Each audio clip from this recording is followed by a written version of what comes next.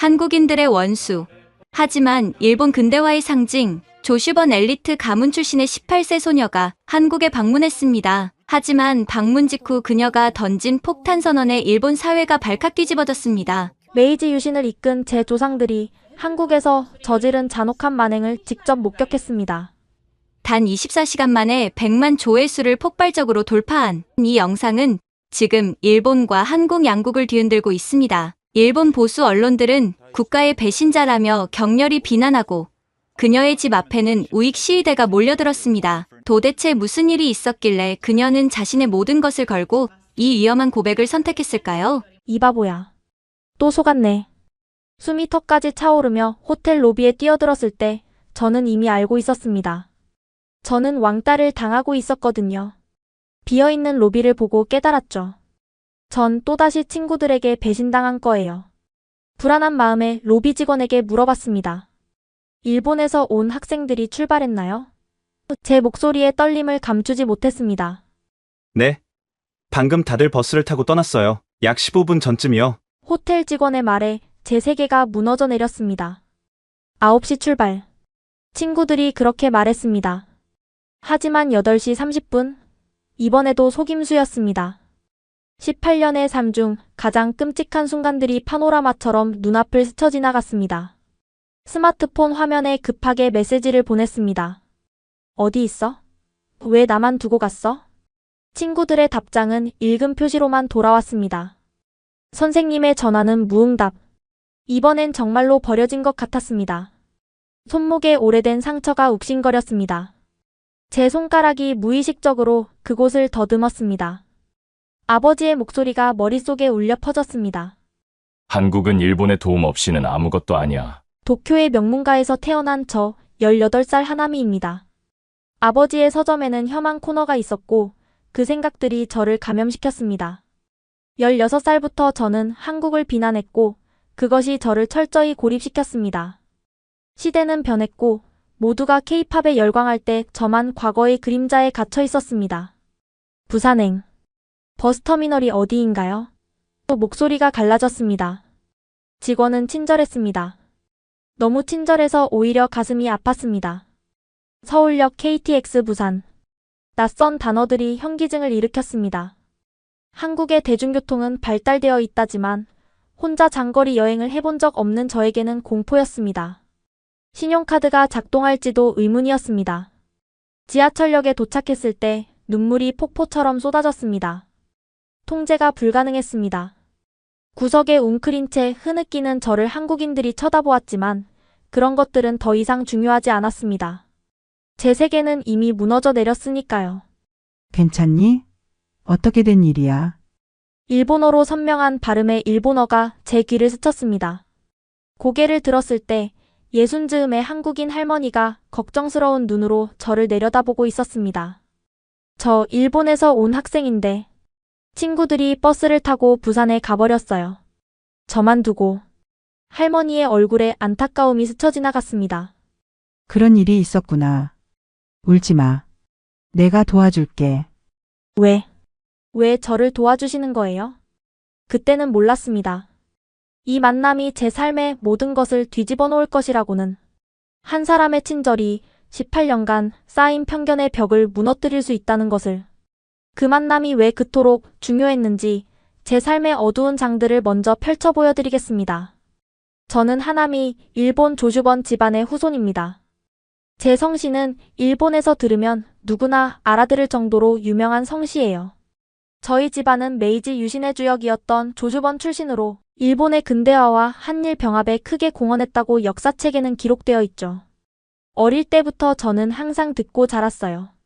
위대한 선조들의 피를 물려받은 집안의 자랑스러운 딸이라고. 하지만 그 자랑스러움의 이면에는 늘 무거운 책임감이 따라왔어요. 특히 우리 집안의 한국에 대한 태도는 매우 복잡했어요. 저희 아버지는 도쿄 시내에서 큰 서점을 운영하고 계신데 그 서점에는 혐한 코너가 따로 마련되어 있을 정도였으니까요. 그곳에는 한국의 부정적인 면모만을 담은 책들이 빼곡히 진열되어 있었고 저는 어릴 때부터 그런 책들을 읽으며 자랐어요. 한국은 일본의 도움 없이는 문명화될 수 없었던 나라야. 한국은 독도를 강제 점거하고 있는 깡패 국가야. 한국인들은 항상 일본에 감사해야 마땅해. 이런 말들을 아버지는 자주 하셨고, 저는 그런 가르침을 의심 없이 받아들였어요. 가끔 텔레비전에서 한국 관련 뉴스가 나오면 아버지는 채널을 돌리거나 혐오스러운 표정을 지으셨어요. 어머니도 크게 다르지 않았어요. 조금 덜 적극적이었을 뿐 한국을 경멸하는 마음은 매한가지였죠. 할아버지께서는 더 심하셨어요. 돌아가시기 전까지 혐한 시위에 직접 참가하셨고 저에게 일본 제국의 위대함과 한국인들의 열등함에 대해 끊임없이 말씀하셨어요. 어린 마음에는 할아버지의 이야기가 모두 사실로 받아들여졌고 저는 한국에 대한 적대감을 자연스럽게 키워갔죠. 16살이 되던 해 저는 가족의 기대에 부응하기 위해 학교에서 혐한 활동을 주도했어요. 한국 드라마나 K-팝을 좋아하는 친구들을 비웃고 한국 상품을 사용하지 말자는 캠페인을 벌이기도 했죠. 그때만 해도 저는 그것이 옳은 일이라고 믿었어요. 선조들의 뜻을 이어받는 자랑스러운 행동이라고 생각했으니까요. 하지만 세상은 제가 알던 것과 달랐고 점점 변해가고 있었어요. 그리고 그 변화의 물결은 제 삶을 완전히 뒤흔들어 놓을 준비를 하고 있었죠. 이제 와서 생각해보면 저는 그저 오랜 편견과 거짓 역사 속에 갇혀있던 어린 소녀에 불과했던 것 같아요. 그리고 그 감옥에서 벗어나는 과정은 생각보다 훨씬 고통스럽고 혼란스러웠죠. 세상은 점점 바뀌어가고 있었어요. 제가 고등학교에 입학했을 무렵부터 일본 내에서 한국에 대한 분위기가 확연히 달라지기 시작했죠. 한때 제 주장에 맞장구 치던 친구들이 이제는 K-팝 아이돌 포스터를 지갑에 넣고 다니거나 한국 드라마를 밤새 시청하는 일이 늘어났어요. 처음에는 그저 일시적인 유행이라고 생각했어요. 곧 사그라들 한국 붐이라고요. 하지만 그 유행은 사그라들기는커녕 더욱 거세져만 갔어요. 하남이 요즘 넷플릭스에서 한국 드라마 봤어? 정말 재미있더라. 이번 주말에 한국 음식점에 가보자. 새로 생긴 데가 정말 맛있대. 나 졸업하면 한국 회사에 취직하고 싶어. 일본보다 급여도 좋고 복지도 좋대. 이런 대화들이 교실 안에서 꽃피기 시작했어요. 심지어 일본어 대신 한국어로 인사하는 친구들까지 생겨났죠. 처음에는 그들을 비웃고 조롱했지만 점점 그런 제 행동에 동조하는 친구들이 줄어들었어요. 더 충격적인 것은 선생님들의 태도였어요. 예전에는 제가 한국에 대해 부정적인 발언을 해도 그저 웃으며 넘어가곤 했는데 이제는 눈살을 찌푸리며 제지하기 시작했어요. 하남이 그런 편견은 버려야 해요. 객관적으로 봤을 때 한국은 이미 많은 분야에서 일본을 앞서고 있어요. 시대가 변했어요. 이제는 옛날 생각에서 벗어나 현실을 직시해야 할 때예요. 이런 말들이 선생님들의 입에서 나오기 시작했고 저는 그런 말들을 들을 때마다 가슴속에서 분노가 치밀어 올랐어요. 조상들의 영광을 지키기 위해 더욱 강하게 한국을 비난했지만 그럴수록 친구들은 저에게서 멀어져 갔죠. 어느 날 점심시간에 혼자 도시락을 먹고 있는데 누군가 제 등 뒤에서 속삭였어요. 쟤네 집안이 전쟁 범죄자 집안이래. 그래서 한국을 그렇게 미워하나 봐. 그 말을 듣는 순간 뜨거운 분노가 온몸을 타고 올라왔어요. 저는 벌떡 일어나 그 말을 한 친구에게 달려들었고 결국 교무실에 불려가는 사태가 벌어졌죠. 그날 이후로 제 학교 생활은 완전한 지옥으로 변했어요. 제 사물함에는 혐한 바보라는 낙서가 새겨졌고 책상 위에는 시대착 오적인 멍청이라는 쪽지가 놓여 있곤 했어요. 체육 시간에는 아무도 저를 팀에 넣어주지 않았고 수행평가 때는 모두머니 되기를 모두가 꺼려했죠. 이런 상황에서도 저를 지지해줄 것이라 믿었던 담임 선생님은 그저 방관자였어요. 일본 학교의 이짐의 문화는 선생님들도 동참하거나 외면하는 경우가 많았으니까요. 선생님은 저에게 이런 말을 했어요. 하남이, 학생들의 생각을 너무 거스르지 말고 조금 맞춰보는 건 어떨까요? 이런 상황이 계속되면 선생님도 도와줄 수 없어요. 그 말은 마치 너의 고통은 내 탓이니 내가 알아서 해결해라고 하는 것과 다름없었어요. 완전히 혼자가 된 느낌이었죠. 학교에서의 고립은 제 정신 건강에 심각한 영향을 미쳤어요. 밤에는 악몽에 시달렸고 아침이 되면 학교에 가기 싫다는 생각만 가득했죠. 식욕도 사라져 점점 말라갔고 웃음도 사라졌어요. 어느 날 밤 더 이상 견딜 수 없었던 저는 결국 손목에 면도날을 가져갔어요. 피가 흐르는 것을 보면서도 이상하게 평온함을 느꼈죠. 마치 내 안의 고통이 그 상처를 통해 조금씩 빠져나가는 것 같았으니까요. 그렇게 자해는 저의 비밀스러운 위안이 되었어요. 그렇게 저는 표면적으로는 강인한 척하면서도 내면으로는 점점 무너져 내리고 있었어요. 그런 제게 한국으로의 수학여행은 또 다른 악몽이 될 것만 같았죠. 하지만 운명이란 참 아이러니하게도 그 악몽처럼 느껴졌던 여행이 제 인생을 완전히 바꾸게 될 줄은 그때는 전혀 알지 못했어요. 그러던 어느 날 담임 선생님이 중대 발표를 했어요. 저희 학년 수학여행 목적지가 한국으로 결정되었다는 거였죠. 교실 안에는 환호성이 터져 나왔지만 저에게는 마치 청천벽력 같은 소식이었어요. 올해 수학여행은 다수결에 의해 한국으로 가기로 결정되었습니다. 찬성이 95%로 압도적인 득표를 얻었네요. 선생님의 말에 저는 얼어붙은 채 자리에 앉아 있었어요. 저희 학교는 역사가 깊은 곳으로 늘 국내 여행만을 고집해왔거든요. 그런데 하필 제가 고등학생이 된 지금 그것도 한국으로 간다니요. 운명이 저를 놀리는 것만 같았어요. 집에 돌아와 이 소식을 전하자 아버지는 격분하셨어요. 말도 안 돼. 어떻게 한국 같은 곳에 우리 딸을 보낼 수가 있지? 당장 학교에 항의해야겠어. 아버지는 실제로 학교에 전화를 걸어 강하게 항의하셨어요. 일본의 적대적인 한국인들이 아이들에게 무슨 짓을 할지 모른다며 만약 문제가 생기면 누가 책임질 것이냐고 따지셨죠. 하지만 선생님들은 그저 안타깝다는 듯 아버지의 말을 듣고만 있었어요. 하나미 씨의 아버님, 시대가 많이 변했습니다. 제발 딸을 위해서라도 현실을 직시하셨으면 합니다. 선생님의 그 말에 아버지는 더욱 분노하셨고 결국 저의 수학여행 불참을 선언하셨어요. 하지만 그건 제게 더 큰 위험이었죠. 이미 왕따인 제가 수학여행마저 빠지면 남은 학교 생활은 상상조차 할 수 없이 끔찍해질 테니까요. 밤새 고민한 끝에 저는 용기를 내어 부모님을 설득했어요. 이미 학급에서 고립된 상황에서 수학여행마저 빠진다면 졸업까지 견디기 힘들 것이라고요.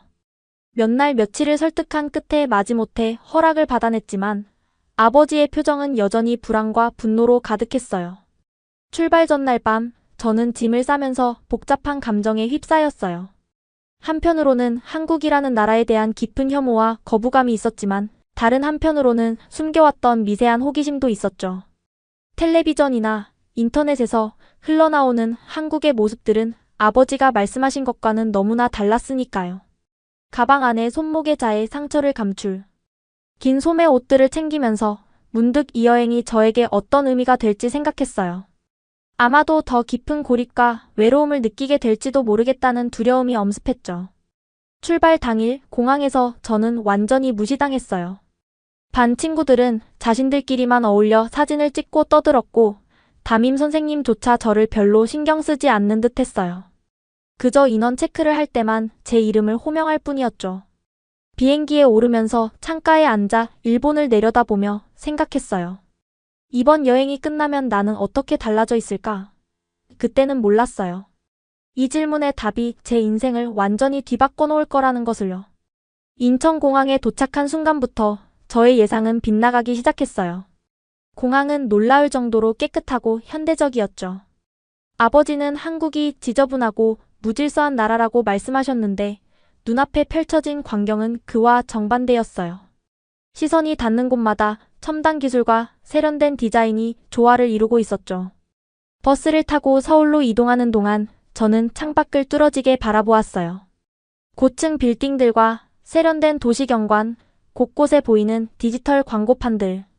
이것이 아버지가 말씀하신 기술적으로 뒤떨어진 한국의 모습인가요?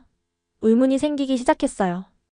호텔에 짐을 풀고 첫 일정으로 저희는 서울 시내 관광을 시작했어요. 선생님은 자유시간을 주셨고 당연히 아무도 저를 자신들의 그룹에 끼워주지 않았어요. 그렇게 저는 혼자 한국의 거리를 걷게 되었죠. 배가 고파 무작정 길거리 노점상을 향해 걸었어요. 아버지의 말씀대로라면 한국의 노점은 지저분하고 비위생적일 것이지만 제 눈앞에 펼쳐진 노점은 깔끔하게 정돈되어 있었고 사람들로 북적였어요. 떡볶이 냄새가 코를 찔렀어요. 일본에서도 한국 음식의 인기는 대단했지만 저는 아버지의 세뇌 때문에 한국 음식을 한 번도 먹어본 적이 없었죠. 일본을 베끼기만 하는 젖을 한국 음식이라는 말을 믿었으니까요. 하지만 지금은 감시하는 아버지도 없고 취재라는 명목으로라도 한번 맛볼 수 있지 않을까요? 용기를 내어 노점상 앞에 섰어요. 떡볶이 주세요. 제 발음이 완벽하다고 생각했지만 할머니는 곧바로 저를 쳐다보며 물으셨어요. 일본에서 왔니? 순간 등골이 오싹해졌어요. 일본인임이 들통났다면 당장 차별을 당하거나 무시당할 것이 분명했어요. 도망갈까 생각했지만 다리가 굳어 움직일 수 없었죠. 네, 니혼진 데스. 떨리는 목소리로 대답하자 할머니는 활짝 웃으시며 떡볶이를 준비하기 시작하셨어요. 제가 주문한 떡볶이 위에 할머니는 계란과 튀김 몇 조각을 올려주셨죠. 분명 추가 금액을 청구할 거라 생각했지만 이건 한국인들의 일본인 차별 방식인 걸까요? 떡볶이를 한 입 먹자마자 저는 입에서 불이 나는 듯한 느낌을 받았어요. 너무 매워서 눈물이 나올 지경이었죠. 이것 역시 제가 일본인이라서 일부러 맵게 만든 것이라 확신했어요. 눈물을 참지 못하고 흘리자 주변의 한국인 손님들이 제게 다가왔어요. 괜찮아요? 왜 울어요? 일본에서라면 낯선 사람이 울고 있어도 그냥 지나치는 게 일반적인데 이들은 관심을 보이며 다가왔어요. 번역 앱을 통해 떡볶이가 너무 맵다고 전했더니 놀라운 일이 벌어졌어요. 노점 할머니는 곧바로 덜 매운 떡볶이를 만들어주셨고 무료로 어묵 국물까지 제공해주셨어요. 알고 보니 처음 주신 계란과 튀김도 외국인인 제게 제공하는 서비스였던 거예요. 차별이 아니라 환대였던 거죠. 일본에서 온 학생이니 특별히 잘 대접해야지. 할머니의 말을 옆에 있던 한국인이 번역해 주었어요. 저는 완전히 당황했어요. 한국인들은 일본인을 싫어한다고 차별한다고 배웠는데 현실은 정반대였어요. 덜 매운 떡볶이를 먹으며 저는 점차 그 맛에 매료되기 시작했어요. 처음에는 맵다고 느꼈지만 계속 먹다 보니 떡의 쫄깃함과 소스의 달콤함이 어우러져 중독성 있는 맛을 냈죠. 그렇게 콧물을 흘리면서도 연신 떡볶이를 먹게 되었어요. 그날 저녁 호텔 방에 혼자 누워 생각했어요. 하루 만에 제가 평생 믿어온 것들이 무너지기 시작했어요. 아직 완전히 확신할 수는 없었지만 한 가지는 분명했어요. 저에게 진실이라고 가르쳐준 것들이 모두 거짓일 가능성이 높다는 것이었죠. 셋째 날, 저희 일정은 경복궁과 서대문 형무소 역사관 방문이었어요.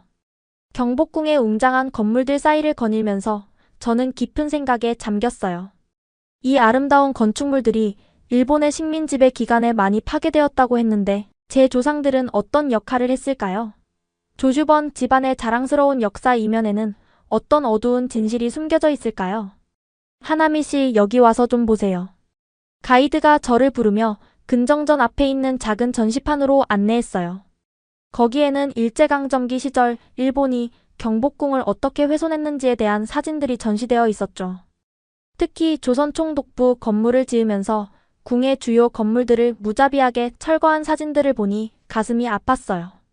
메이지 시대 일본 정부는 조선의 정체성을 지우기 위해 왕실의 상징인 경복궁을 의도적으로 파괴했습니다. 이것은 단순한 건물 파괴가 아니라 한 국가의 역사와 자존심을 짓밟은 행위였죠. 가이드의 말씀을 듣는 동안 제 얼굴은 점점 붉어졌어요. 저희 집에서는 항상 일본이 한국을 문명화했다고 말했는데 이런 행위가 문명화라고 할 수 있을까요? 역사적 유물을 파괴하는 것이 발전이라고 할 수 있을까요? 점심 식사 후 선생님은 서대문 형무소 역사관으로 일정을 이어갔어요. 처음에는 그저 또 다른 관광지일 뿐이라고 생각했는데 입구에 들어서는 순간 온몸에 소름이 돋았어요. 이곳은 일제강점기 당시 독립운동가들을 고문하고 수감했던 감옥입니다. 안내판의 설명에 저는 발걸음을 멈췄어요. 이곳이 바로 일본이 한국인들을 탄압했던 현장이었군요. 좁은 감방들, 고문 도구들, 그리고 희생자들의 사진이 전시된 벽을 바라보는 동안 가슴이 무거웠어요. 특히 충격적이었던 것은 물 고문실이었어요. 겨울에 차가운 물을 죄수에게 끼얹고 동사시키는 고문 방법이라고 했죠. 그 옆에는 전기 고문 도구도 전시되어 있었어요. 이런 잔혹한 방법으로 고문당한 사람들의 사진과 증언을 보면서 저는 눈물을 참을 수 없었어요. 여기 이 사진 속 인물을 보세요. 유관순이라는 학생인데 만세 운동에 참여했다는 이유로 체포되어 18살의 나이에 이곳에서 목숨을 잃었습니다. 18살. 저와 같은 나이였어요. 제 또래의 소녀가 독립을 외쳤다는 이유로 이렇게 잔인하게 고문당해 죽었다니. 상상조차 할 수 없었어요. 미약한 용기를 내어 가이드에게 물었어요. 조슈번. 메이지 시대의 조슈번 출신 인물들이 이곳에서 어떤 역할을 했는지 아시나요? 가이드는 잠시 생각하더니 대답하셨어요. 조슈번 출신 관리들은 식민지배 초기에 중요한 위치에 있었습니다. 특히 이토 히로부미는 초대 조선 통감으로서 한국 병합의 주역이었죠. 그는 바로 조슈번 출신이었습니다. 충격이 밀려왔어요.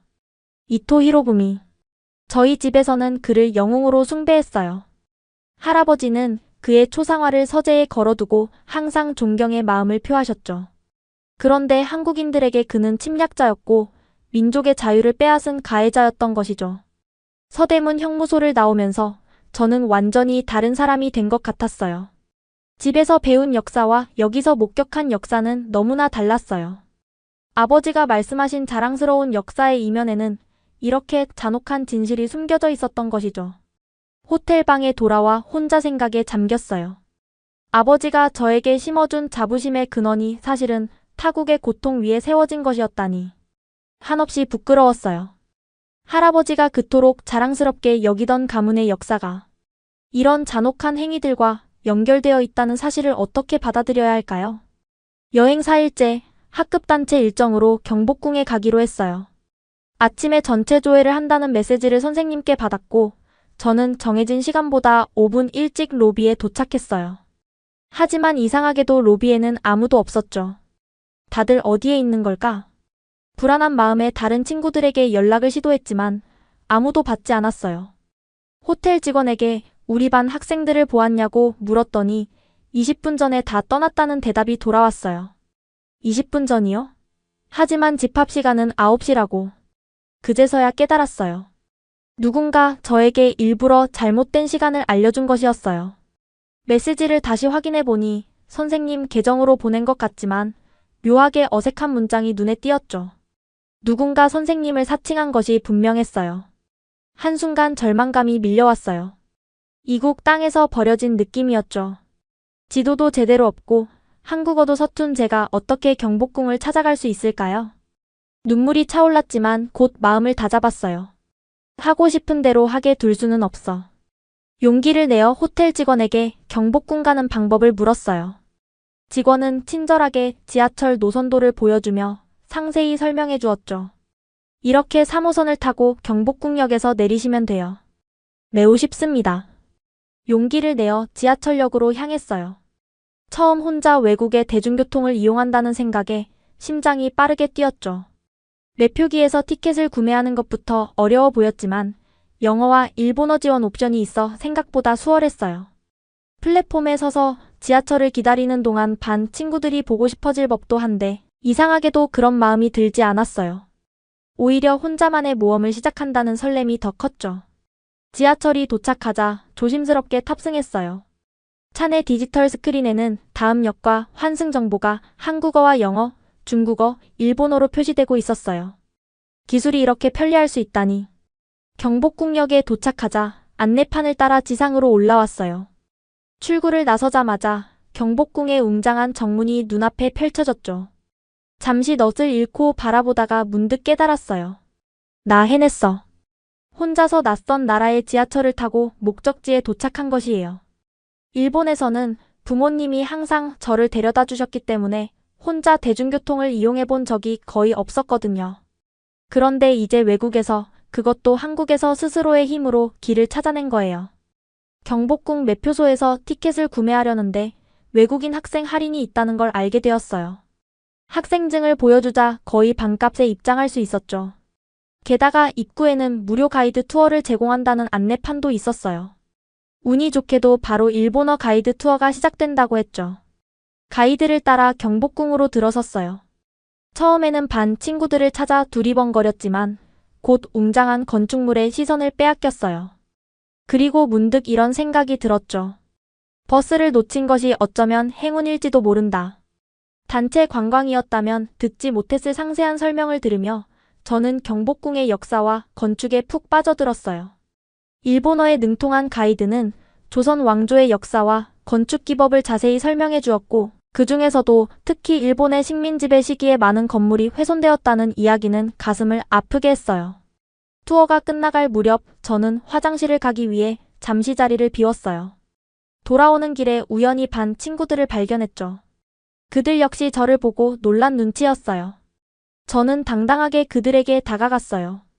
일부러 잘못된 시간을 알려줬구나. 하지만 괜찮아. 나 혼자서도 여기까지 잘 왔으니까. 친구들은 당황한 표정이었고 일부는 미안해하는 기색도 보였어요. 하지만 저는 더 이상 그들에게 상처받지 않기로 했어요.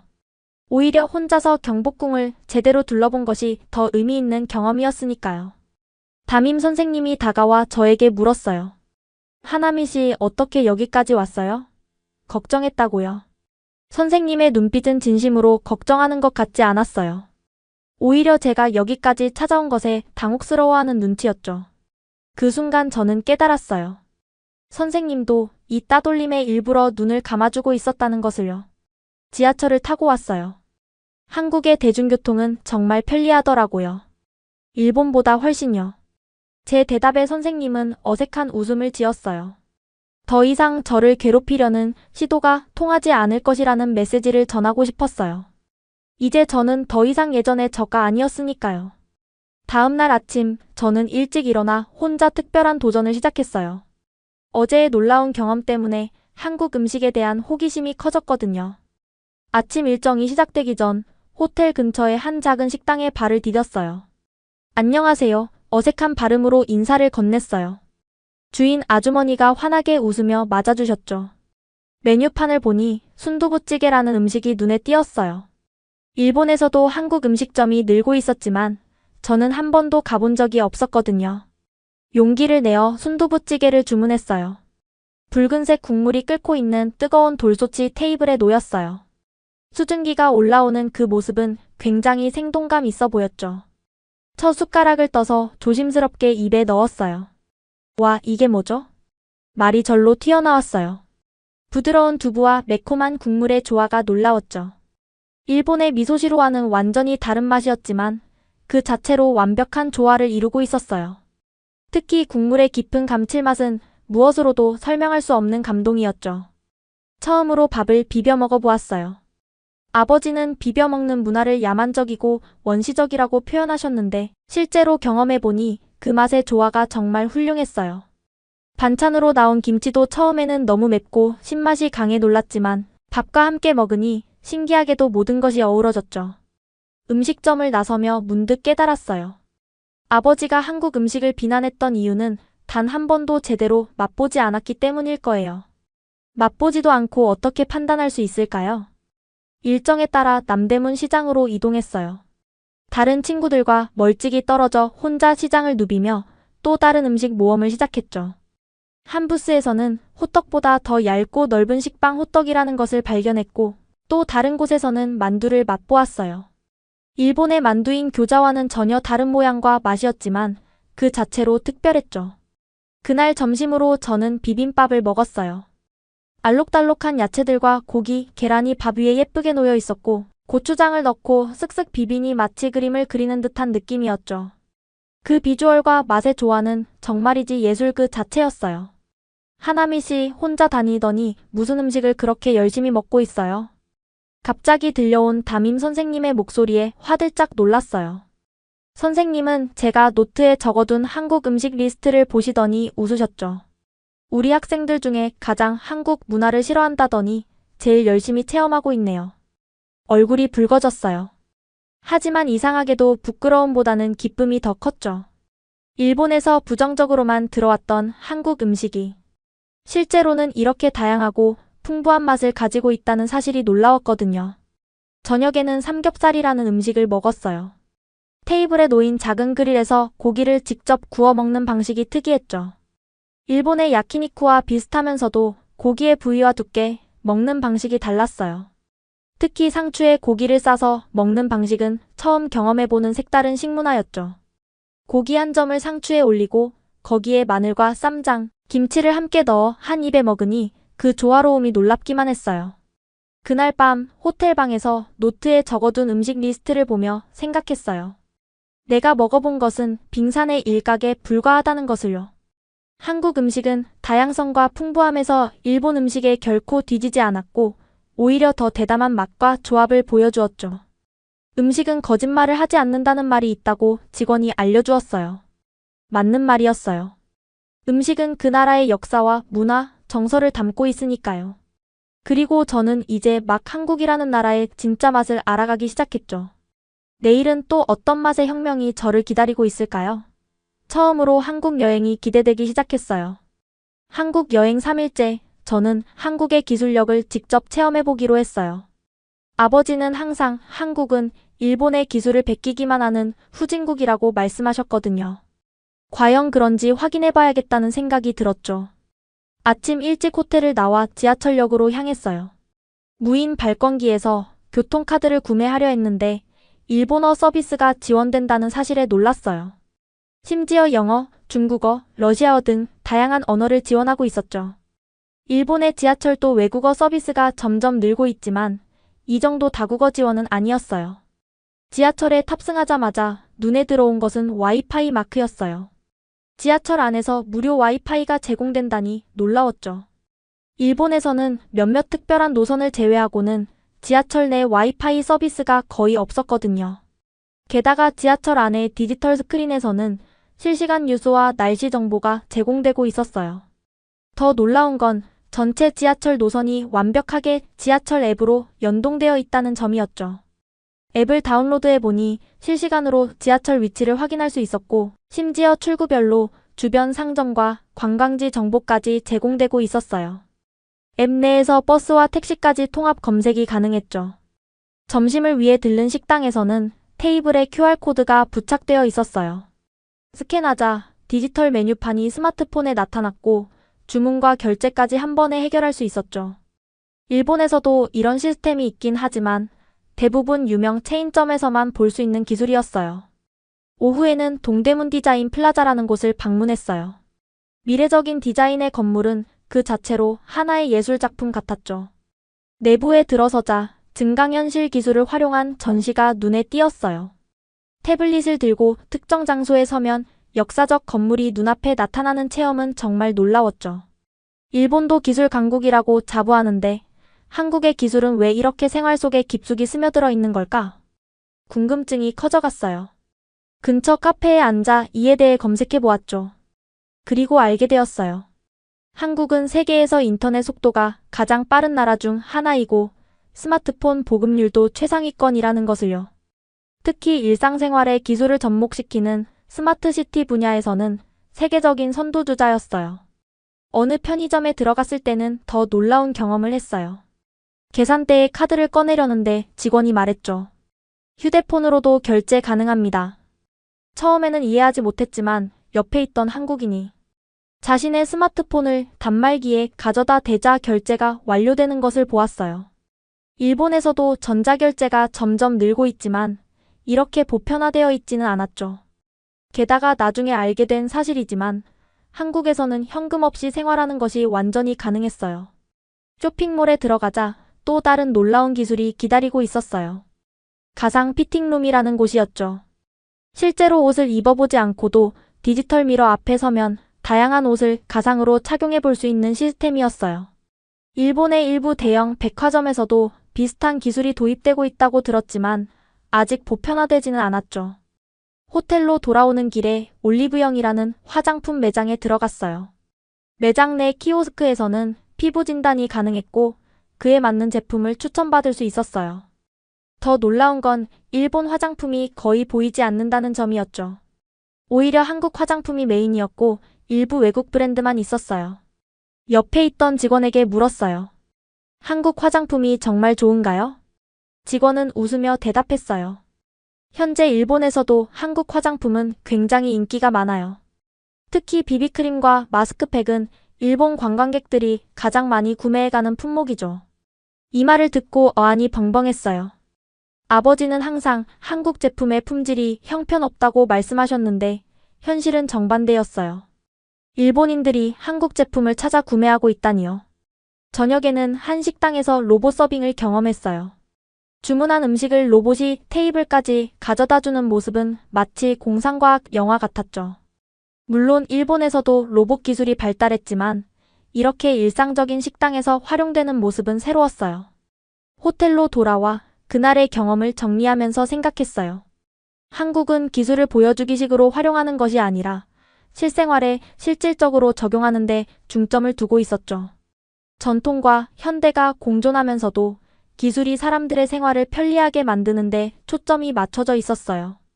이제는 더 이상 아버지의 말씀을 맹신할 수 없었어요. 눈앞에 펼쳐진 현실은 제가 배워온 것과 너무나 달랐으니까요. 한국의 기술력은 일본을 모방하는 수준을 넘어 많은 부분에서 앞서가고 있었어요. 이 사실을 인정하는 것이 아직은 쉽지 않았지만 현실을 직시할 필요가 있었죠. 할머니의 집은 한국의 전통과 현대가 조화를 이룬 아늑한 공간이었어요. 할머니는 재빨리 녹차를 준비해 주셨고 저는 조금씩 마음을 진정시킬 수 있었죠. 이름이 뭐니? 하남이라고 합니다. 예쁜 이름이구나. 벚꽃처럼. 난 박순자야. 할머니는 제 스마트폰을 빌려 선생님께 전화를 걸어보셨지만 여전히 연결되지 않았어요. 다른 친구들의 번호로도 시도해봤지만 마찬가지였죠. 심지어 숙소로 예정된 부산의 호텔에도 연락했지만 우리 학교 단체가 아직 체크인하지 않았다는 대답만 돌아왔어요. 이상하네. 혹시 일부러 너를 버린 걸까? 할머니의 질문에 저는 고개를 숙였어요. 그리고 모든 것을 털어놓았죠. 제가 이지매를 당했던 이야기, 자해했던 이야기, 그리고 제 가족의 혐한 성향까지. 우리 집안은 메이지 유신의 주역인 조주번 출신이에요. 한국에 대해 좋지 않은 감정을 갖고 있었고 저도 그랬어요. 하지만 이번 여행을 통해 많은 것이 바뀌었어요. 제가 배워온 모든 것이 거짓이었다는 걸 알게 되었거든요.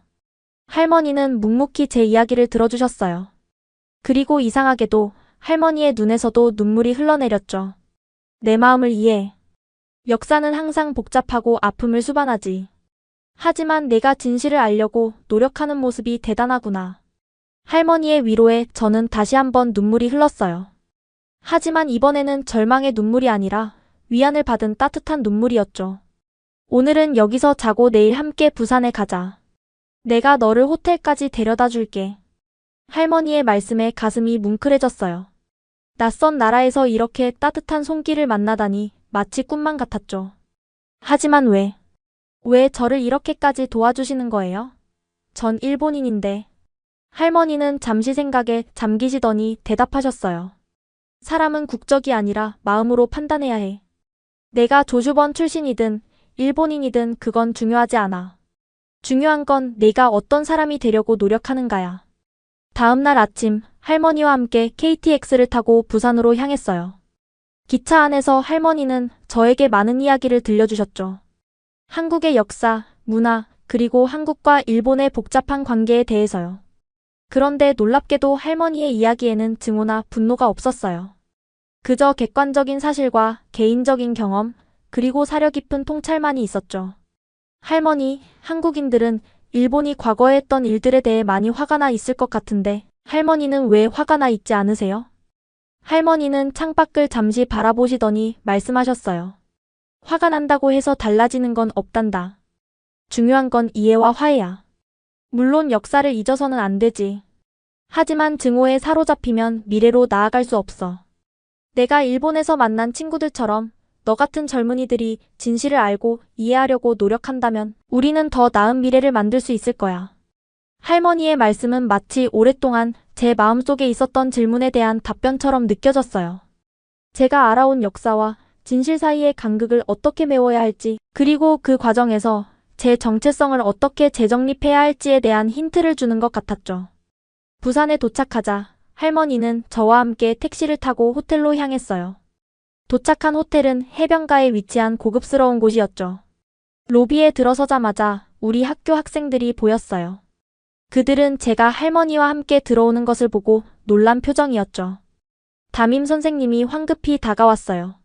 하나미 씨, 어디 있었던 거예요? 우리가 얼마나 걱정했는지 알아요?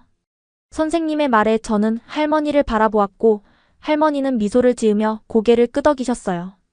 그 눈빛은 내가 할 말을 하렴이라고 말하는 것 같았죠.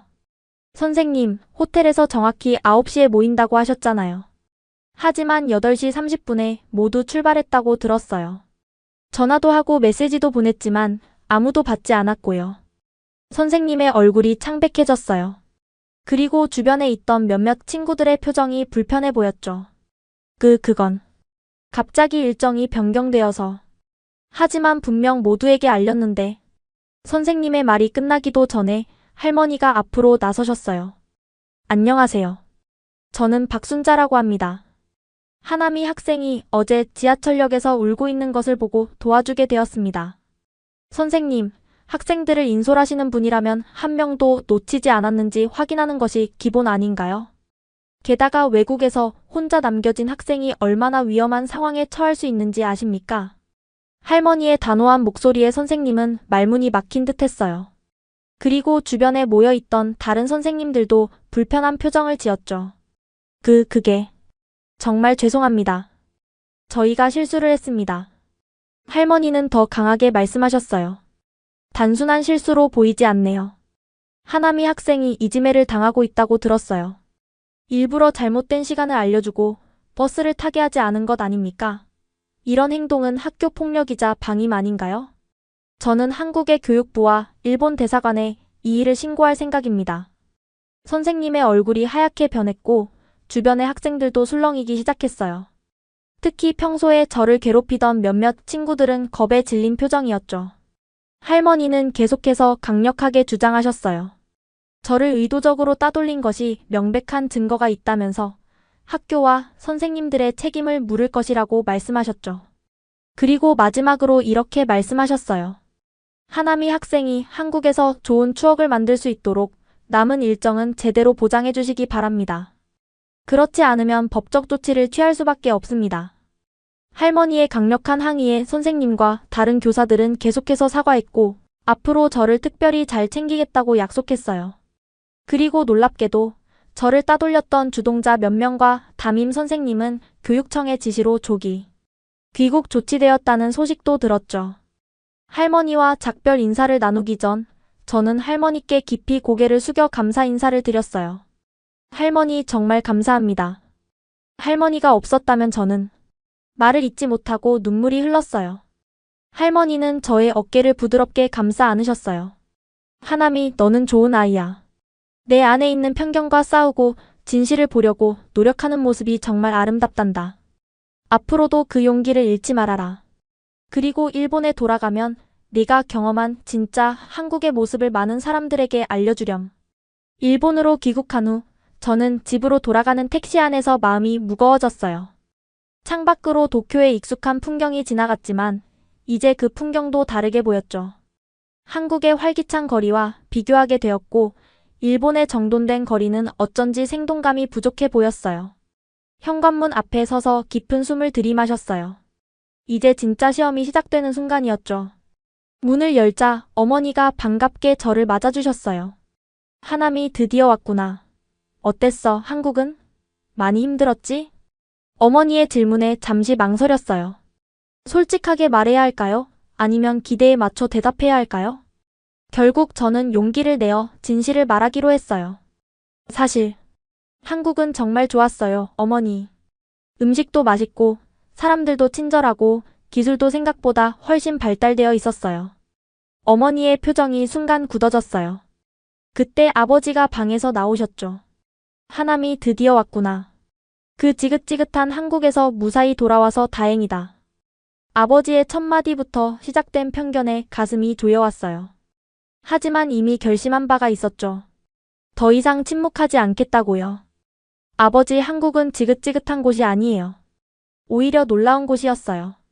우리가 알고 있던 것과는 완전히 달랐어요. 아버지의 표정이 순식간에 변했어요. 놀라움과 분노가 뒤섞인 표정이었죠. 무슨 말도 안 되는 소리를 하는 거니? 내가 진짜 하나미가 맞느냐? 아버지, 제가 한국에서 직접 보고 느낀 것을 말씀드리는 거예요. 한국은 기술적으로 발전했고 음식은 맛있고 사람들은 친절했어요. 심지어 제가 일본인이라는 것을 알고도 차별하지 않았어요. 아버지는 점점 화가 나셨어요. 그들이 너를 세뇌시켰구나. 이런 일이 생길까 봐 내가 그 여행을 반대했던 거다. 세뇌가 아니에요, 아버지. 제가 직접 경험한 진실이에요. 오히려 저는 지금까지 세뇌되어 있었던 거예요. 아버지와 할아버지가 가르쳐 주신 것들로요. 그 말에 아버지는 더욱 격분하셨어요. 어머니는 걱정스러운 표정으로 저와 아버지를 번갈아 바라보셨죠. 내가 감히 우리 가문의 자부심을 부정하는 거냐? 우리 조상들이 근대 일본을 위해 얼마나 큰 공헌을 했는지 알면서 저는 떨리는 목소리로 대답했어요. 맞아요, 아버지. 우리 조상들은 일본의 근대화에 공헌했지만 동시에 한국에 많은 상처를 남겼어요. 저는 서대문 형무소를 직접 봤어요. 그곳에서 일본이 한국인들에게 얼마나 잔혹한 일을 저질렀는지요. 아버지는 점점 더 격해지셨고 저는 계속해서 제가 본 진실을 말했어요. 경복궁의 파괴, 강제징용, 문화재 약탈. 모든 것이 교과서에서는 배우지 못했던 역사였어요. 논쟁이 격해지자 아버지가 손을 들어 저를 가리키며 외쳤어요. 이제 그만. 내가 우리 집안의 수치가 되었구나. 내 할아버지가 살아계셨다면 얼마나 실망하셨을까. 그 말에 저는 더 이상 참을 수 없었어요. 속에 쌓여있던 모든 감정이 폭발하는 순간이었어요. 정말 그렇게 생각하세요? 그럼 이것도 보세요. 저는 소매를 걷어 올려 손목에 자의 흔적을 보여드렸어요. 수십 개의 상처가 제 팔을 가로질러 있었죠. 어머니가 놀라서 비명을 질렀고 아버지는 얼굴이 창백해졌어요. 이게 뭐니 하나미. 아버지의 목소리는 갑자기 누그러졌어요. 이게 바로 자랑스러운 가문의 무게예요, 아버지. 가문의 자부심을 지키기 위해 학교에서 한국 문화를 좋아하는 친구들을 비웃었고 결국 저는 왕따가 되었어요. 선생님들도 저를 돕지 않았고 친구들은 저를 괴롭혔어요. 절망 속에서 저는 이렇게 제 몸을 해치기 시작했어요. 눈물이 흘러내렸지만 이제 저는 멈출 수 없었어요. 한 번은 학교 옥상에 올라가 뛰어내리려고까지 했어요. 그런데 이번에 한국에 가서 저는 처음으로 인간적인 대우를 받았어요. 낯선 할머니가 저를 집에 데려가 보살펴 주셨고 저를 괴롭히던 아이들이 처벌받는 정의도 경험했어요. 저는 한국 때문에 살아갈 용기를 얻었어요, 아버지. 제 고백을 들은 아버지는 완전히 다른 사람이 된 것 같았어요. 그의 얼굴에서 분노가 사라지고 충격과 슬픔, 그리고 죄책감이 스쳐 지나갔어요. 하나미, 이런 일이 있었는데 왜 말하지 않았니? 어떻게 말할 수 있었겠어요? 아버지는 항상 강한 사람이 되라고 하셨잖아요. 약함을 보이면 실망하실 거라고 생각했어요. 아버지는 천천히 다가와 저를 품에 안았어요. 처음으로 아버지의 눈에서 눈물이 흘러내렸어요. 미안하다, 하나미. 정말 미안하다. 아버지가 내게 이런 고통을 안겨줬구나. 그날 밤 우리 가족은 밤늦게까지 이야기를 나눴어요. 저는 한국에서의 모든 경험을 솔직하게 털어놓았죠. 노점상 할머니의 친절함, 카페 직원의 환대, 경복궁의 아름다움, 서대문 형무소의 충격, 그리고 박순자 할머니의 무조건적인 사랑까지. 아버지는 조용히 듣고 있다가 마침내 말씀하셨어요. 하나미, 아버지는 잘못된 역사관을 가지고 있었던 것 같구나. 그리고 그것을 너에게 강요했어. 정말 미안하다. 어머니도 눈물을 흘리며 제 손을 잡았어요. 내가 이런 고통을 겪고 있었는데 엄마는 전혀 몰랐어. 용서해 줄래? 그날 밤 저는 오랜만에 편안한 마음으로 잠들 수 있었어요. 제 고백이 아버지의 마음을 움직인 것 같았으니까요. 하지만 이것이 끝이 아니라는 것을 알고 있었어요. 진정한 화해와 변화는 이제부터 시작될 테니까요. 그날의 고백 이후로 우리 가정에는 미묘한 변화가 시작되었어요. 아버지는 평소보다 조용해지셨고 가끔 서재에 혼자 앉아 생각에 잠기는 모습을 자주 볼 수 있었죠. 어머니는 이전보다 더 자주 저에게 다가와 안부를 물으셨고 학교 생활에 대해서도 관심을 가져주셨어요. 귀국 후 일주일째 되는 날 아침 식사 자리에서 아버지가 입을 여셨어요. 하나미, 오늘 학교 끝나고 서점에 들를 수 있겠니? 내게 보여주고 싶은 것이 있어. 갑작스러운 아버지의 제안에 저는 의아했지만 기꺼이 수락했어요. 학교에서 돌아오는 길에 아버지의 서점으로 향했죠. 평소 저는 서점에 잘 가지 않았어요. 그곳에 있는 험한 코너가 불편했기 때문이었죠. 서점에 들어서자 아버지는 직원들에게 저를 소개했어요. 이쪽은 내 딸 하남이야. 앞으로 가끔 여기서 일할 거니 잘 부탁해. 저는 놀랐어요. 아버지가 저에게 서점에서 일해보라고 제안한 적은 한 번도 없었거든요. 아버지는 저를 데리고 서점 안쪽으로 걸어갔어요. 이쪽으로 와보렴. 아버지가 안내한 곳은 바로 그 험한 코너가 있던 자리였어요. 하지만 놀랍게도 그곳은 완전히 달라져 있었죠. 한일 문화교류 코너로 변경되어 있었고 한국의 역사, 문화, 여행 관련 책들이 진열되어 있었어요. 한국 드라마와 영화 DVD, 심지어 K-팝 앨범도 놓여 있었죠. 아버지, 이게 어떻게 된 일이에요? 아버지는 살짝 쑥스러운 표정으로 대답하셨어요. 내 이야기를 듣고 많이 생각해봤단다. 그리고 깨달았어. 지금까지 내가 얼마나 편협했는지. 사실 최근 몇 년간 우리 서점에서도 한국 관련 책이나 콘텐츠에 대한 수요가 계속 늘고 있었어. 하지만 나는 고집을 부리며 오히려 부정적인 책들만 진열했지. 이제 그런 어리석음은 그만두려고 해. 너무나 감동적인 순간이었어요. 아버지가 자신의 잘못을 인정하고 변화하는 모습을 본 것은 처음이었으니까요. 하지만 왜 갑자기 이런 결정을 하신 거예요? 아버지는 책장을 손으로 만지작거리며 천천히 대답하셨어요. 내가 보여준 상처들 때문이야. 그리고 내 말. 한국 때문에 살아갈 용기를 얻었다는 그 말이 계속 마음에 남았어. 딸을 자살 직전까지 몰아넣은 것이 바로 내 편견이었다고 생각하니 가슴이 찢어지는 것 같았단다. 아버지의 눈에 맺힌 눈물을 볼 수 있었어요. 그날 밤 나는 생각했어. 세상에 어떤 이념, 어떤 역사적 자부심이 내 딸보다 소중할 수 있을까? 답은 없다야. 내가 살아있고 건강하게 자라는 것, 그것이 가장 중요한 거야. 그리고 만약 한국이 너에게 살아갈 용기를 줬다면 나는 그 나라에 감사해야지 미워해선 안 되는 거였어. 아버지의 고백에 저도 눈물이 났어요.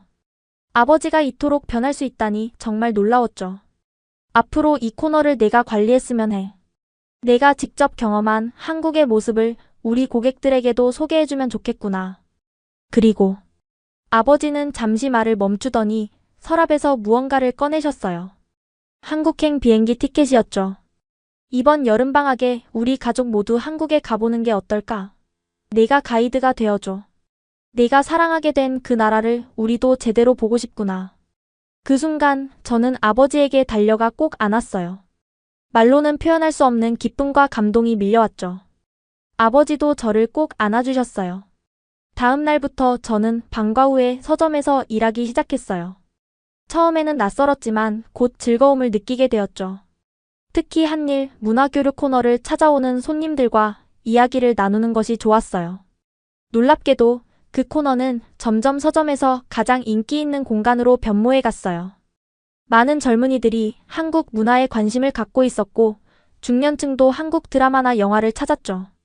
심지어 일부 노년층 손님들은 한국 역사 서적을 찾아 과거의 관계를 이해하려고 노력하는 모습도 보였어요. 한 달 후 아버지는 서점에서 한국 문화의 밤이라는 이벤트를 개최했어요. 한국 음식 시식회, 영화 상영회, 그리고 한국어 미니 강좌까지 준비했죠. 저는 부산에서 만난 미카와 몇몇 친구들을 초대했고 그들은 기꺼이 참석해 주었어요. 이벤트는 대성공이었어요. 예상보다 훨씬 많은 사람들이 참석했고 모두가 즐거운 시간을 보냈죠. 아버지는 이벤트 마지막에 짧은 인사말을 했어요. 오늘 이 자리에 와주신 모든 분들께 감사드립니다. 저는 오랫동안 잘못된 편견 속에 살아왔습니다. 하지만 제 딸 덕분에 눈을 뜨게 되었습니다. 앞으로 이 서점이 한국과 일본 두 나라의 문화를 이해하고 소통하는 다리 역할을 할 수 있기를 바랍니다. 아버지의 말에 모두가 박수를 쳤어요. 그날 밤 저는 박순자 할머니께 이메일을 보냈어요. 서점의 변화와 아버지의 변화, 그리고 곧 있을 가족여행에 대해 알려드렸죠. 할머니는 곧 답장을 주셨어요. 하남이 내 소식을 들으니 정말 기쁘구나. 너와 내 아버지의 변화는 작은 씨앗이지만 그 씨앗이 자라면 우리 두 나라 사이에 아름다운 화해의 꽃이 필 거야. 여름에 한국에 온다면 꼭 나를 찾아오렴. 기다리고 있을게. 이제 저는 더 이상 자해하지 않아요. 손목의 상처는 아직 남아있지만 그것은 이제 과거의 흔적일 뿐이에요. 마음의 상처는 치유되고 있었고 저는 새로운 꿈을 꾸기 시작했어요. 한국과 일본 사이의 진정한 이해와 화해를 위해 노력하는 사람이 되는 것. 그것이 바로 제가 앞으로 걸어갈 길이었어요. 부산에서의 마지막 날, 저는 일찍 일어나 해운대 해변을 혼자 걸었어요. 아침 햇살이 바다 위로 반짝이는 모습은 마치 제 마음속에 일어나는 변화를 비추는 것 같았죠. 발밑에 모래를 밟으며 지난 일주일간의 여정을 되돌아보았어요. 한국에 오기 전 저는 완전히 다른 사람이었어요. 조슈번 집안의 후손으로서의 자부심과 한국에 대한 깊은 경멸감을 가진 채 이 땅을 밟았죠. 하지만 불과 일주일 만에 제 내면에서는 혁명과도 같은 변화가 일어났어요. 서울에서 만난 노점상 할머니의 환대, 카페 직원의 친절, 경복궁의 웅장함과 서대문 형무소의 아픔, 그리고 무엇보다 저를 구해주신 박순자 할머니의 무조건적인 사랑. 이 모든 경험들이 제 안에 새로운 세계관을 심어주었죠. 바다를 바라보며 생각했어요. 나는 지금까지 무엇을 믿고 살아온 걸까? 제가 믿어왔던 자랑스러운 역사는 사실 타국의 고통 위에 세워진 것이었어요. 미화되고 왜곡된 역사 속에서 저는 조상들의 과오를 인정하지 않고 오히려 그것을 자랑스러워했어요. 그 사실을 깨달으니 부끄러움이 밀려왔죠. 하지만 동시에 이러한 깨달음이 있었기에 제가 변화할 수 있었다는 사실이 위안이 되었어요. 사람은 자신의 과거나 가문에 의해 정의되는 것이 아니라 스스로의 선택과 행동으로 정의된다는 것을 배웠으니까요. 모래사장에 앉아 손가락으로 글자를 썼어요. 하나미 새 출발. 파도가 밀려와 그 글자를 지웠지만 제 마음속에 새겨진 결심은 지워지지 않을 것 같았어요. 호텔로 돌아가는 길에 문득 떠올랐어요. 이제 일본으로 돌아가면 어떻게 될까요? 부모님, 특히 아버지는 제 변화를 받아들여 주실까요? 학교에서의 이지매는 계속될까요? 이런 생각들이 불안감을 안겨주었어요. 하지만 이제 저는 예전과 달랐어요. 눈을 감고 깊게 숨을 들이마셨어요. 그리고 결심했죠. 더 이상 두렵지 않아. 내가 경험한 진실을 용기 있게 말할 거야. 호텔에 돌아와 짐을 정리하면서 일본으로 돌아간 후 무엇을 할지 구체적으로 계획하기 시작했어요. 먼저 한국에서의 경험을 일기장에 상세히 기록할 것이에요. 그리고 용기가 생기면 그것을 블로그에 공유할 수도 있을 것 같았어요. 한국의 진짜 모습, 제가 직접 보고 느낀 것들을 일본 사람들에게 알리고 싶었으니까요. 또한 역사 동아리에 가입해 한일 관계의 진실을 탐구하고 토론하는 시간을 가질 계획도 세웠어요. 그리고 무엇보다 부모님, 특히 아버지와 진지한 대화를 나눌 결심을 했어요. 아버지의 서점에 있는 혐한 코너에 대해서도 이야기해봐야겠다고 생각했죠. 미카가 방에 들어와 저를 불렀어요. 하나미, 출발 시간이야. 다 준비됐어? 응, 다 됐어. 짐을 들고 방을 나서면서 문득 웃음이 나왔어요. 제가 한국을 떠나기 아쉬워한다니 정말 상상도 못했던 일이었으니까요. 이제 저는 단순히 조슈번의 후손이 아니라 자신만의 눈으로 세상을 바라보는 하나미로 거듭나고 있었어요. 그리고 이 모든 변화의 시작은 저를 따돌리고 버스에 태우지 않은 친구들의 악의적인 장난이었다는 사실이 아이러니하게 느껴졌어요. 때로는 가장 어둡고 고통스러운 순간이 가장 값진 깨달음으로 이어진다는 것을 배웠어요. 부산을 떠나는 비행기 안에서 창밖으로 점점 멀어지는 한국 땅을 바라보며 생각했어요. 이것이 끝이 아니라 시작이다. 나는 반드시 돌아올 것이다. 그리고 그때는 더 나은 사람이 되어 있을 것이다. 마음속으로 한국에 작별 인사를 고하며 저는 눈을 감았어요. 이제 저를 기다리고 있는 것은 더 큰 도전이었어요. 일본으로 돌아가 제 변화를 증명하고 주변 사람들의 인식까지 바꾸는 것. 쉽지 않은 여정이 될 것이 분명했지만 이제 저에게는 그럴 만한 용기와 확신이 있었어요. 여름방학이 시작되고 우리 가족의 한국 여행이 다가왔어요. 이번에는 제가 가이드 역할을 맡게 되어 설레는 마음으로 여행 계획을 세웠어요. 서울과 부산을 중심으로 제가 특별한 경험을 했던 모든 장소를 가족에게 소개하고 싶었죠. 여행 준비를 하면서 저는 한국어 공부도 시작했어요. 단순한 인사말과 기본적인 회화부터 시작했지만 생각보다 배우기 쉽지 않았죠. 그래도 안녕하세요, 감사합니다, 맛있어요 정도는 자연스럽게 말할 수 있게 되었어요. 우리 가족의 변화는 여행 준비 과정에서도 계속되었어요. 아버지는 한국 역사책을 읽기 시작하셨고, 어머니는 한국 드라마를 보며 문화를 이해하려고 노력하셨죠. 저도 가족과 함께 한국 영화를 보고 한국 음식을 만들어 보는 등 새로운 경험을 쌓아갔어요. 학교에서도 변화가 있었어요. 제가 한국에서 돌아온 후 일부 친구들이 저를 다시 따돌리려 했지만 이제 저는 더 이상 전처럼 무너지지 않았어요. 오히려 당당하게 제 경험을 이야기했고 그 결과 몇몇 친구들은 저에게 진심으로 사과하기도 했죠. 특히 기쁜 소식은 학교에서 한일 문화교류 동아리가 새로 만들어졌다는 것이었어요. 저는 창립 멤버로 참여하게 되었고 미카와 함께 첫 번째 활동으로 한국 음식 시식회를 준비했죠. 생각보다 많은 학생들이 관심을 보였고 선생님들도 적극적으로 지원해 주셨어요. 여행을 일주일 앞두고 저는 박순자 할머니께 이메일을 보냈어요. 우리 가족이 한국을 방문한다는 소식과 함께 할머니를 직접 만나 뵙고 싶다는 제 마음을 전했죠. 할머니는 곧바로 답장을 주셨고 부산에 도착하면 꼭 자신의 집으로 초대하겠다고 하셨어요. 드디어 여행 당일 우리 가족은 하네다 공항에서 한국행 비행기에 올랐어요. 비행기 창문 너머로 일본이 점점 멀어지는 것을 보면서 마음이 벅차올랐어요. 불과 몇 개월 전 제가 이렇게 기쁜 마음으로 한국을 다시 찾게 될 줄은 상상도 못했으니까요. 하남이 정말 고마워. 내가 아니었다면 우리는 이런 여행을 생각도 못했을 거야. 아버지의 말씀에 저는 미소를 지었어요. 그리고 조용히 대답했죠. 아니에요, 아버지. 저도 감사드려요. 저의 이야기를 들어주시고 변화할 용기를 가져주셔서요. 인천공항에 도착한 우리 가족은 처음으로 함께 외국 땅을 밟았어요.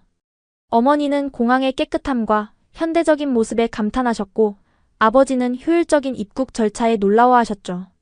첫날부터 우리는 제가 계획한 일정대로 서울을 탐험했어요.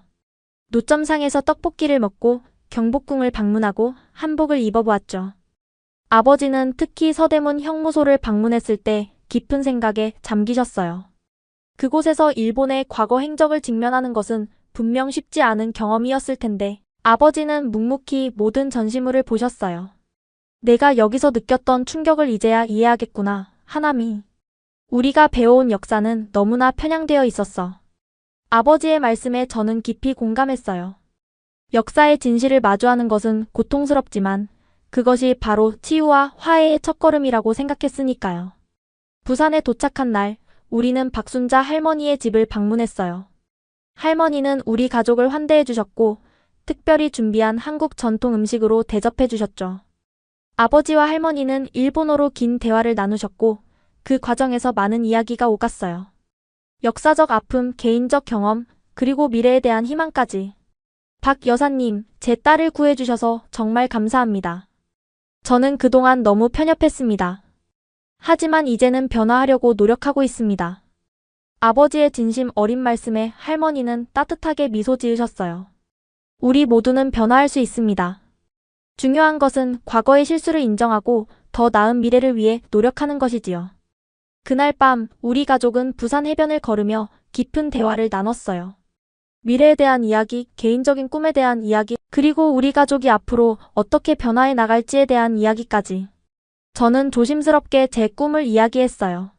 사실 저는 고등학교를 졸업하면 한국에서 대학을 다니고 싶어요. 한국과 일본 사이의 문화 교류나 역사 화해에 기여할 수 있는 공부를 하고 싶어요. 예상과 달리 아버지는 반대하지 않으셨어요. 그것도 좋은 선택이겠구나. 내가 진정으로 원한다면 아버지는 지지할게. 그 말에 가슴이 벅차올랐어요. 이제 저는 자유롭게 제 길을 선택할 수 있게 된 것이었죠. 한국 여행을 마치고 일본으로 돌아온 후 저는 깊은 생각에 잠겼어요. 제가 경험한 진실을 좀 더 많은 사람들과 나누고 싶은 마음이 강해졌죠. 작은 변화를 넘어 더 큰 파급력을 가질 수 있는 무언가를 해야겠다는 결심이 섰어요. 여러 날 고민한 끝에 저는 한 가지 결정을 내렸어요. 제 경험과 깨달음을 담은 영상을 만들어 온라인에 공유하기로 한 거예요. 처음에는 친구들과 학교 동아리 회원들만 볼 수 있게 작은 규모로 시작할 생각이었죠. 아버지와 어머니에게 이 계획을 말씀드렸어요. 두 분 모두 걱정하는 표정이었지만 결국 저의 결정을 존중해 주셨어요. 정말 이렇게 하고 싶다면 우리는 내 편이야. 하지만 세상에는 아직 변화를 받아들이지 못하는 사람들도 많다는 걸 명심하렴. 아버지의 말씀이 맞았어요. 하지만 이제 저는 더 이상 두려워하지 않기로 했죠. 일주일간 영상을 준비했어요. 한국에서 찍은 사진들과 제 경험, 그리고 제가 깨달은 진실을 담았죠. 특히 조주번 집안의 후손으로서 우리 조상들이 한국에 끼친 아픔에 대해 솔직하게 이야기했어요. 드디어 영상을 올리는 날 가슴이 두근거렸어요. 떨리는 손으로 공유 버튼을 눌렀죠. 그리고 마지막으로 이런 말을 덧붙였어요. 저는 일본을 떠나 한국에서 살기로 결심했습니다. 우리 조상들이 한국에 저지른 만행을 직접 목격했고 그 죄책감을 안고 한국의 명예를 회복하는 데 제 인생을 바치겠습니다. 사실 이것은 결심이라기보다는 미래의 희망을 표현한 것이었어요. 고등학교를 졸업하면 한국에서 대학을 다니고 싶다는 제 꿈을 담은 거였죠. 처음에는 친구들과 학교 동아리 회원들만 볼 것이라 생각했던 이 영상이 어떻게 전국적인 관심을 받게 될지는 상상도 못했어요. 하지만 불과 하루 만에 제 영상은 SNS에서 폭발적으로 공유되었고 100만 조회수를 돌파했어요. 보수 언론에서는 저를 배신자라고 불렀고 진보 언론에서는 용기 있는 소녀라고 칭했어요. 심지어 일부 극우 단체에서는 저희 집 앞에서 시위를 벌이기도 했죠. 아버지의 서점은 불매운동의 대상이 되었고 학교에서는 다시 한번 따돌림이 시작되었어요. 하지만 이번에는 달랐어요. 저를 지지하는 사람들도 많았거든요. 서점에는 응원 메시지가 쏟아졌고 학교에서도 저를 지지하는 친구들이 늘어났어요. 저의 이야기는 많은 사람들, 특히 젊은 세대들에게 새로운 시각을 제공했고 한일 관계를 바라보는 관점에 변화를 가져왔죠. 세상은 변하고 있었어요. 그리고 저도 그 변화의 한 부분이 되어가고 있었죠. 비록 지금은 작은 물결에 불과하지만 언젠가는 큰 파도가 되어 두 나라 사이의 벽을 무너뜨릴 수 있을 거라고 믿었어요. 그리고 몇 개월 후 저는 실제로 한국의 대학에 지원했어요.